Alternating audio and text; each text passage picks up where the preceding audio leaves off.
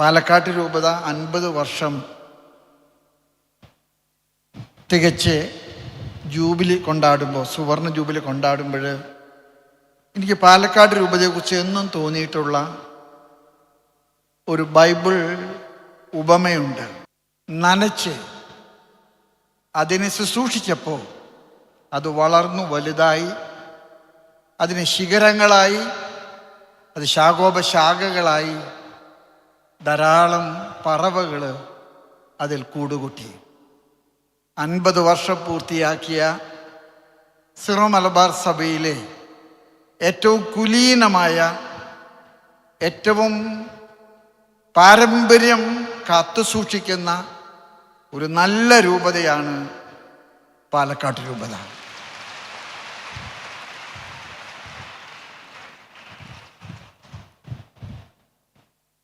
ആയിരത്തി 1974 ജൂൺ മാസം 20-ാം തീയതിയാണ് പാലക്കാട് രൂപതയുടെ സ്ഥാപനത്തിൻ്റെ തിരുവെഴുത്ത് പുറത്തു വരുന്നത്.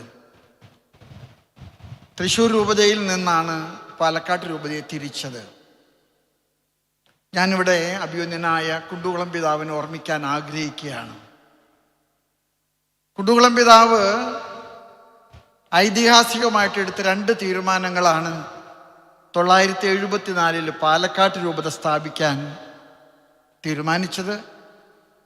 978 ഇരിഞ്ഞാലക്കുട രൂപത സ്ഥാപിക്കാൻ കാരണമായത്. അത് രണ്ടും ഇന്ന് ഒരുപക്ഷെ തൃശ്ശൂർ രൂപതയേക്കാൾ വളർന്ന് വലുതായി കഴിഞ്ഞു.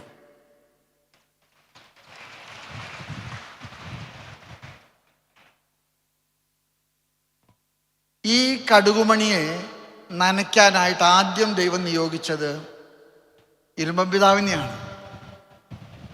എനിക്ക് ഒരുപാട് ഹൃദയ അടുപ്പമുള്ള ഇരുമ്പം പിതാവ്. ഞാൻ വെസ്റ്റ് ചെയ്യാനായിട്ട് സങ്കീർത്തിയിലെ ഒരുക്കിയിരിക്കുന്ന സ്ഥലത്ത് വന്നപ്പോൾ പള്ളിയിൽ എന്നോട് സെക്രട്ടറി അച്ഛൻ പറഞ്ഞു, ഇതാണ് ഇരുമ്പം പിതാവിൻ്റെ കല്ലറ. ഞാൻ ഉടുപ്പിടുന്നതിന് മുൻപ് അവിടെ മുട്ടുകുത്തി കമിഴ്ന്ന് ഇഷ്ടത്തോടുകൂടി ആ കബറിടം ചുംബിച്ചു. കാരണം പിതാക്കന്മാരിലെ വിശുദ്ധിയുടെ ഒരു നക്ഷത്ര തേജസ്സാണ് ഇരുമ്പം പിതാവിനുള്ളത്. ഇരുമ്പം പിതാവ് പാലക്കാട്ടുകാർക്ക് നൽകിയ ഒരു വലിയ സ്വത്വബോധമുണ്ട്. അതെന്താണെന്നറിയാമോ? കാശുകൊണ്ട് ഒന്നും നടക്കില്ല മക്കളെ, ദൈവത്തിൽ ആശ്രയിക്കുക. ഇന്ന് പാലക്കാട് രൂപത കേരളത്തിലെ കത്തോലിക്ക സഭയുടെ ആത്മീയ നവീകരണത്തിൻ്റെ പവർ ബാങ്കാണ്. ഞാൻ അട്ടപ്പാടിയിലെ സെഹ്യോനെയും മലമ്പുഴയിലെ റിന്യൂവൽ സെൻ്ററിനെയൊക്കെ മനസ്സിൽ കാണുന്നുണ്ട്. നിങ്ങൾ വലിയ ശക്തിയാണ്. ഇന്ന് ജീവിതത്തിലെ തളർച്ച തോന്നുന്ന ആളുകൾ തളർച്ച മാറ്റാനായിട്ട് കേരളത്തിൻ്റെ നാനാ ഭാഗത്തു നിന്നും പുറത്തു നിന്നും പവർ ബാങ്ക് അന്വേഷിച്ച് വരുന്നത് പാലക്കാട് രൂപതയിലെ അട്ടപ്പാടിയിലാണ്. ഞാനത് അവിടുത്തെ അച്ഛന്മാരുടെ വ്യക്തി വൈഭവത്തെക്കാൾ കൂടുതൽ പാലക്കാട് രൂപതയുടെ പുണ്യത്തിൻ്റെ സുഗന്ധമാണ് അട്ടപ്പാടിയിലെ സെഹ്യോൻ. ഈ രൂപത ഏകദേശം 4480 കിലോമീറ്റർ വ്യാപിച്ച് കിടക്കുന്നുണ്ടെന്നാണ് ഞാൻ അന്വേഷിച്ചപ്പോൾ മനസ്സിലായത്. സത്യമാണോ എന്ന് എനിക്കറിയാൻ പാടില്ല. ഈ രൂപതയ്ക്ക് പ്രധാനമായിട്ടും സ്ഥാപിതമായപ്പോഴുണ്ടായത് 16 ഇടവകകൾ, 8 കുരിശുപള്ളികൾ, 14 ഇടവക വൈദികര്, 20,000-ഓളം കത്തോലിക്ക വിശ്വാസികൾ, ഒരു ചെറിയ കടുകുമണി. ഇന്ന് പാലക്കാട് രൂപതയിലെ ജനസംഖ്യ നമ്മളുടെ കണക്കുകൾ അനുസരിച്ച് 50,000-ൽ കൂടുതലാണ് കത്തോലിക്കര്. 121 വൈദികരുണ്ട്, 82 ഇടവകളുണ്ട്, 45 ഇടവകളാകാൻ സാധ്യതയുള്ള സ്റ്റേഷൻസ് ഉണ്ട്. പാലക്കാട് രൂപത വളർന്ന് പന്തലിക്കുകയാണ്. 20 വർഷക്കാലം പാലക്കാട്ട് ജീവിച്ച ഇരുമ്പൻ പിതാവ് നമ്മുടെ അഭിമന്യ പിതാക്കന്മാരിലെ വിശുദ്ധിയുടെ സോപാനത്തിലേക്ക് വിളിക്കപ്പെടാൻ അർഹതയുള്ള ഒരു പുണ്യപിതാവായിട്ട് ഞാൻ മനസ്സിൽ കാണുന്നുണ്ട്. ആ പിതാവിൻ്റെ മാധ്യസ്ഥം പാലക്കാട്ട് രൂപതയുടെ ഈ വളക്കൂറുള്ള മണ്ണിൽ പെയ്തിറങ്ങുന്ന വിശുദ്ധിയുടെ മഴയാണെന്ന് ഞാൻ ഉറച്ച് വിശ്വസിക്കുന്നുണ്ട്. ഇരുമ്പൻ പിതാവിന് ശേഷം സാധാരണയിലേക്കാൾ കൂടുതൽ ദീർഘകാലം ഇത് വേക്കൻസി ആയിട്ട് കിടന്നു. അന്ന് വെളിയത്തിൽ അച്ഛൻ, മോൺസിഞ്ഞോർ വെളിയത്തിൽ അച്ഛനാണ് ഏകദേശം 2.5 കൊല്ലത്തോളം ഈ രൂപതയെ നയിച്ചത്. ഞാൻ അദ്ദേഹത്തെ ഓർക്കുന്നു. കുലീനത്തുള്ള ഒരു മഹാമനസ്കൻ. രണ്ടാമത്തെ ബിഷപ്പാണ് ജേക്കബ് മനത്തോട്ടത്ത് പിതാവ്. അദ്ദേഹം ഏകദേശം 25 വർഷക്കാലം നിങ്ങളുടെ കൂടെ ഉണ്ടായിരുന്നു. പാലക്കാട് രൂപത സുവർണ ജൂബിലിക്ക് മുൻപ് പ്രസവിച്ച പൊന്നോമന കുഞ്ഞാണ് രാമനാഥപുരം രൂപത. ഞാൻ പോളാലപ്പാട്ട് പിതാവിനെ ഇവിടെ ഇരുത്തിക്കൊണ്ട് തന്നെ പറയാൻ എനിക്ക് ആഗ്രഹമുണ്ട്. പാലക്കാട്ട് നിന്ന് രാമനാഥപുരത്തേക്ക് കൊടുത്ത ഭാഗങ്ങൾ പിന്നീട് അത് കൂട്ടിച്ചേർക്കപ്പെട്ടൊക്കെയുണ്ട്.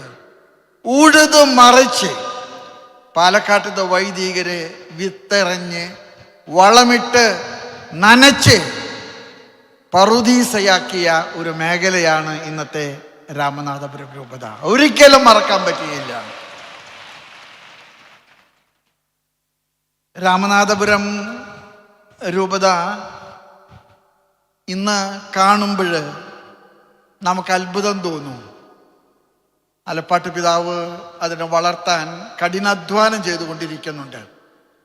പക്ഷേ അതിൻ്റെ വിത്ത് ഗുണമാണ് അതിൻ്റെ 10 ഗുണം. അവിടുത്തെ നന്മ അത് വിത്തിൻ്റെ ഗുണമായിട്ട് ഞാൻ പറയുന്നു. ഞാൻ പാലക്കാട് രൂപതയോട് അവസാനിപ്പിക്കുമ്പോൾ പറയാൻ ആഗ്രഹിക്കുന്ന ഒരു കാര്യമുണ്ട്. നിങ്ങൾ ആത്മീയമായിട്ട് കേരള സഭയെ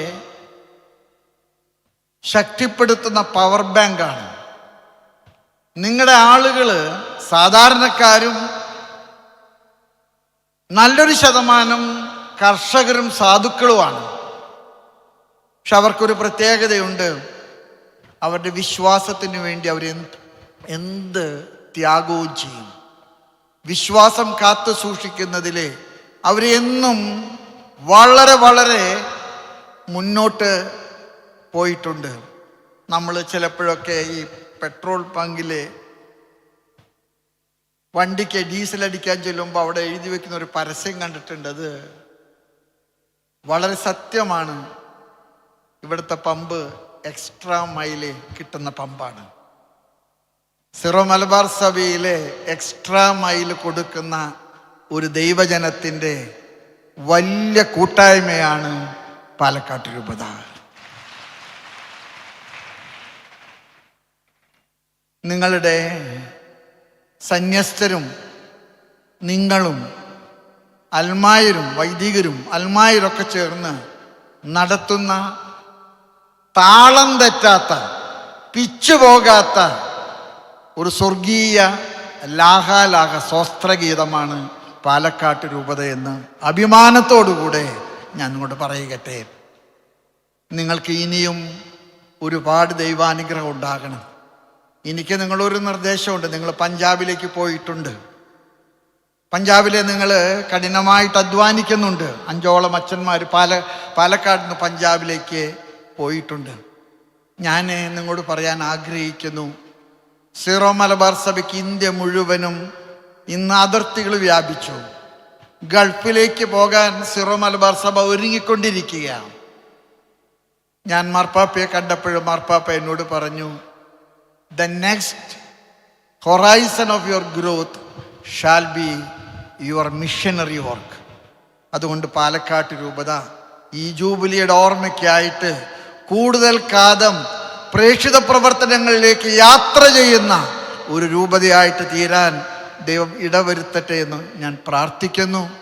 മാർ യൗസേപ്പ് പിതാവ് നിങ്ങളുടെ സ്വർഗീയ മധ്യസ്ഥനാണ്, സാധുവാണ്, സാധാരണക്കാരനാണ്, മരപ്പണി കൊണ്ട് ജീവിച്ച ആളാണ്. പക്ഷേ യൗസേപ്പ് പിതാവിൻ്റെ മാധ്യസ്ഥം നിങ്ങൾക്ക് കോട്ടയും കാവലുമായിരിക്കട്ടെ. ദൈവം നിങ്ങളെ അനുഗ്രഹിക്കട്ടെ. Thank you very much.